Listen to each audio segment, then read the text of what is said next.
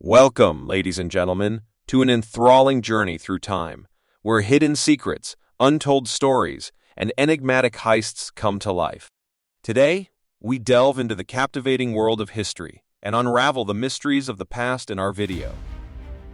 On the night of June 1962, three hardened convicts broke out of the maximum security prison on Alcatraz Island and escaped in a boat they'd made from stolen raincoats.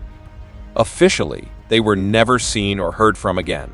However, many people, including the families of the three escapees, believe that they did get away that night and have lived for decades on the run. The ringleader was seasoned criminal Frank Morris. Frank had been abandoned by his parents at the age of 11. By the age of 13, he'd already racked up his first criminal conviction. Throughout his teens, he was arrested and charged on multiple occasions for armed robbery and drugs offenses. In and out of correctional facilities throughout his youth, Frank was serving a 10-year sentence for a bank robbery at the time of the escape. Frank's accomplices were the Anglin brothers, John and Clarence, and Alan West. The Anglins came from a large family of seasonal agricultural workers who traveled up and down the country picking fruit and vegetables.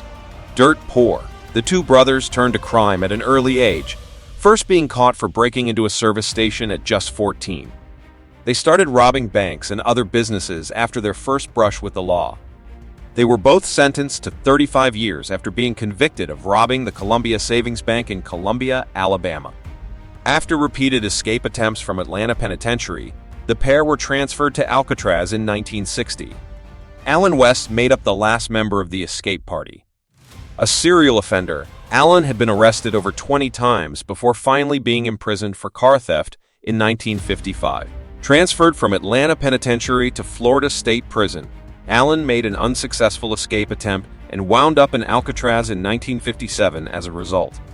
By the time they were all incarcerated in Alcatraz, the four men knew each other well, having all served time with each other on several occasions in other prisons. After they were all placed in adjoining cells where they could talk at night, they hatched a plan to escape. Under the leadership of Morris, the four men planned to tunnel through the walls of their cells, build a raft, and escape the island by sea. After collecting discarded saw blades from the prison workshops and metal spoons from the dining hall, they crafted a drill from a vacuum cleaner motor. They used their improvised tools to begin widening the holes around the ventilation ducts under the sinks in each of their cells, concealing their handiwork from the guards with painted strips of cardboard. To hide the noise they made drilling through into the unguarded utility corridor behind their cells, Morris would play his accordion during music hour in the prison, an hour set aside each day for music to be piped into the prisoners as a method of calming the prisoners down. Once they could fit through the holes, the men set up a makeshift workshop in the empty top level of their cell block. Here, they made the raft they would use to escape, as well as a set of life jackets. The raft and the jackets were made from stolen and donated raincoats, carefully stitched together and sealed by melting the rubber on the hot pipes in their workshop. When it came to covering up their absence when they were in their workshop, the men ingeniously constructed papier-mâché versions of their heads from soap, dust, toilet paper, and toothpaste. The heads were made to look realistic with paint from the maintenance workshop and real human hair collected from the floor of the prison barbershop. They were placed on the prisoners' pillows, while clothes and towels were stuffed under their blankets in the shape of their bodies. Any guard looking in would see them sound asleep in their beds, when in fact they were up on the top level building a 6x 14-foot rubber raft and paddles from scraps of wood and stolen screws. Finally, on the night of June 1962, the raft was ready and it was time to initiate the plan. West's hopes of escaping were quickly scuppered when he realized the cement he'd used to reinforce the concrete around the vent had hardened, preventing him from getting through the hole he'd made. By the time he'd managed to widen the hole again, his accomplices had gone. He went back to bed. Meanwhile, Frank and the two Anglin brothers made their escape up a ventilation shaft to the roof of the prison. Their escape was nearly foiled when they made a loud noise breaking out of the shaft, but luckily the guards who heard it decided not to investigate. With the coast clear, the three men used kitchen pipes to descend 50 feet to the ground and climbed over two 12-foot barbed wire perimeter fences.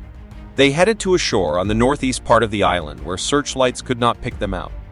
They inflated the raft using a modified concertina stolen from an inmate and, at about 10 o'clock, they pushed off and headed in the direction of nearby Angel Island.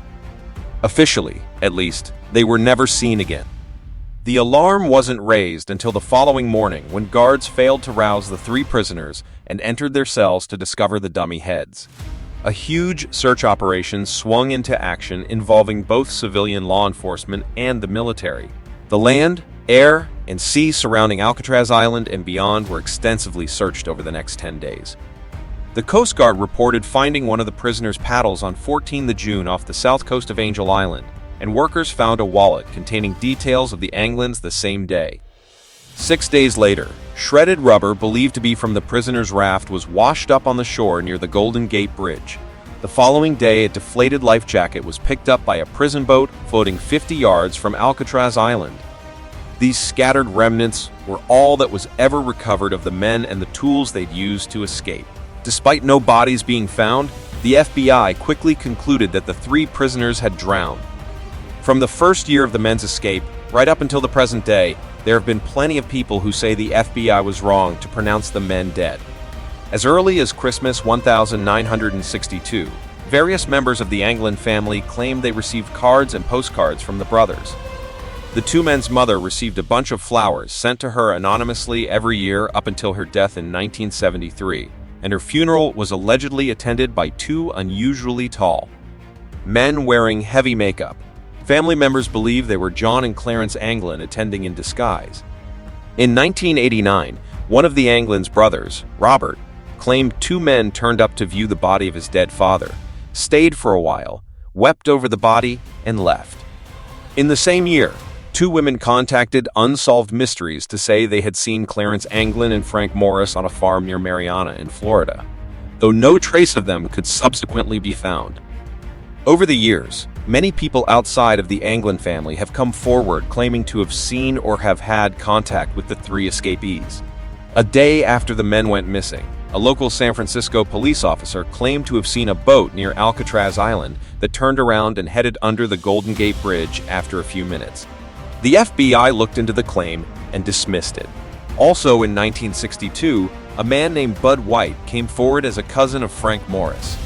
He said he'd been employed by Frank to bribe some of the Alcatraz guards, and that he'd met Frank in a park in San Diego several days after the escape. Bud's daughter later said she had been at this meeting, but no evidence could be found to back this up. 1993 saw new supposed evidence come to light. Former Alcatraz inmate Thomas Kent told America's Most Wanted that he'd helped plan the escape, but had declined to go with the prisoners because he couldn't swim. He also stated Anglin's girlfriend picked the men up and drove them to Mexico. Kent's story was met with skepticism due to the fact he'd been paid by the TV network for his confession. In the same year, another man named John Leroy Kelly claimed he had picked the prisoners up in a boat and then murdered them so he could keep the $40,000 that had been collected by their families that he was supposed to pass on to them. Kelly confessed all this on his deathbed and even provided a location where the bodies of the three men were supposed to be buried. A subsequent search unearthed no remains. In 2015, history spoke to members of the Anglin family about the escape, as well as showing some of the cards allegedly sent by the brothers over the years. They also revealed the story of Fred Brizzi. Brizzi had been friends with the brothers since they were children, and he claimed that he had seen the escapees in Brazil in 1975. Photographs were produced, supposedly of the two Anglin brothers, though identification could not be verified as both men were wearing sunglasses and the photo was in bad condition.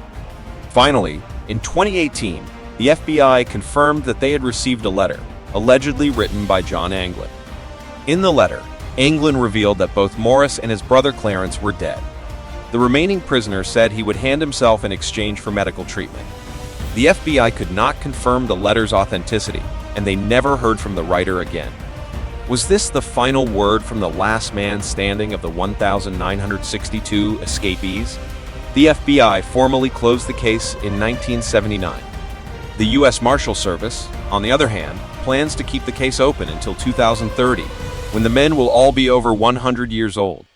So, did Frank Morris and the Anglin brothers manage to escape from one of the most notorious prisons in the world and go on to live for decades as wanted fugitives? The answer is, we'll probably never know for sure.